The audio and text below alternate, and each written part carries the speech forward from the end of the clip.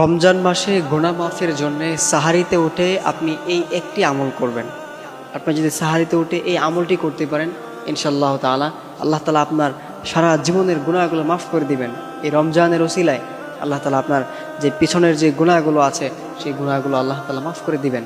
আল্লাহ তাআলার কাছে আপনি চাইলে আপনার পিছনের গুনাহগুলো মাফ করে নিতে পারবেন, আপনি যদি সাহারিতে উঠে এই একটি আমল করতে পারেন। এই জন্য আমরা অবশ্যই আমাদের লাইফে কত গুনাহ আছে, আমরা আমাদের জীবনে কত গুনাহ করেছি, তাই না? আমাদের জীবনে আমাদের এমনও আছে যারা 20 বছর 50 বছর হয়ে গেছে, তাদের লাইফে কত গুনাহ হয়ে গিয়েছে। সুতরাং প্রিয় ভাইরা আমার, আপনি যদি আপনার লাইফের গুনাহগুলোকে মাফ করাতে চান, তাহলে আপনি সাহারিতে উঠে আপনি এই একটি আমল করবেন। তাহলে ইনশাআল্লাহ তাআলা আশা করা যায় আল্লাহ তাআলা আপনার পিছনের যে গুনাহগুলো আছে সেই সমস্ত গুনাহগুলো আল্লাহ তাআলা মাফ করে দিবেন। সেই আমলটি হচ্ছে, আপনি যখন সাহারি খেতে উঠবেন, সাধারণত এই সময়টা হচ্ছে কিন্তু তাহাজ্জুদের সময়। সাহারির যে সময়টা, এটা হচ্ছে তাহাজ্জুদের সময়।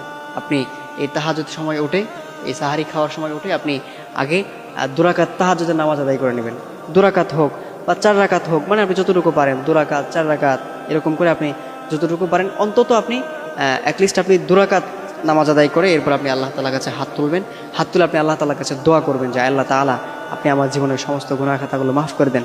এরকম করে আপনি আল্লাহ তাআলার কাছে বলবেন। আপনি জীবনে যা গুনাহ করেছেন সেগুলো আপনি আল্লাহ তাআলার সাথে শেয়ার করবেন। ইনশাআল্লাহ তাআলা আশা করা যায় আল্লাহ তাআলা আপনার সমস্ত গুনাহ মাফ করে দেবেন। আপনি যদি মন থেকে আল্লাহ তাআলার কাছে বলতে পারেন, আপনি সুন্দর করে আল্লাহ তাআলার কাছে আপনি বিশ্বাসের সাথে আপনি আল্লাহ তাআলার কাছে চাইতে পারেন, বলতে পারেন, ইনশাআল্লাহ তাআলা আল্লাহ তাআলা আপনার জীবনের সমস্ত গুনাহগুলো মাফ করে দিবেন। কেননা শেষ রাতে আল্লাহ তাআলা প্রথম আসমানে এসে বান্দাদেরকে ডাকতে থাকেন, আলা আমি মুস্তাগফিরিন ফাস্তাগফিরুল্লাহ, কে আছো আমি রবের কাছে ইস্তেগফার করবে, কে আছো আমি রবের কাছে ক্ষমা প্রার্থনা করবে, কে আছো বিপদে পড়ে গেছো আমি রবকে বলো, আমি রব তোমার বিপদ দূর করে দিব, কে আছো মুসিবতে পড়ে গেছো আমি রবকে বলো, আমি রব তোমার মুসিবত দূর করে দেব। আল্লাহ তাআলা প্রথম আসমানে এসে বান্দাদেরকে এরকম করে ডাকতে থাকেন। এজন্য আমরা অবশ্যই সাহারিতে উঠে আমরা তাহাজ্জুদের নামাজ পড়ে আমরা আল্লাহ তাআলার কাছে হাত তুলে আমরা আল্লাহ তাআলার কাছে দোয়া করব। আপনি সাহারিতে উঠে আপনি আল্লাহ তাআলার কাছে এরকম করে মাফ চাইবেন যে আল্লাহ, জীবনে অনেক গুনাহ করেছি, জীবনে এমন কোনো গুনাহ নাই যে গুনাহগুলো আমি করিনি, যে গুনাহগুলো আমার দ্বারা হয়নি। আমি আমার জীবনে সব গুনাহ করেছি। আমার গুনার কথা যদি আমার বাবা শুনতো, তাহলে হয়তো সে আমাকে ছেলে বলে পরিচয় দিত না।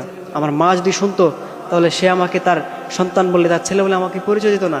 আমার ভাই, আমার আত্মীয় স্বজন, তারা যদি আমার গুনার কথা শুনতো, তারা আমার পরিচয় দিত না।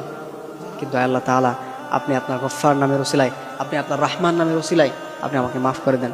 আপনি আমাকে ফিরিয়ে দিলে আমি কোথায় যাব, আমি কার কাছে যাব? আয় মালিক, আপনি ছাড়া তো আমার আর কেউ নাই। আপনি আমাকে ফিরিয়ে দিলে আমি কোথায় যাব? একটা ভিক্ষুক যখন একটা মালিকের দরজায় গিয়ে নক করে, তাকে যখন ফিরিয়ে দেওয়া হয়, সে অন্য একটা দরজায় গিয়ে আবার নক করে। কিন্তু আয় মালিক, আপনি ছাড়া তো আমার আর কেউ নাই। আপনি আমাকে ফিরিয়ে দিলে আমি কোথায় যাব, আমি কার কাছে যাব? আমি তো অসহায়। এরকম করে আল্লাহ তাআলার কাছে বলবেন।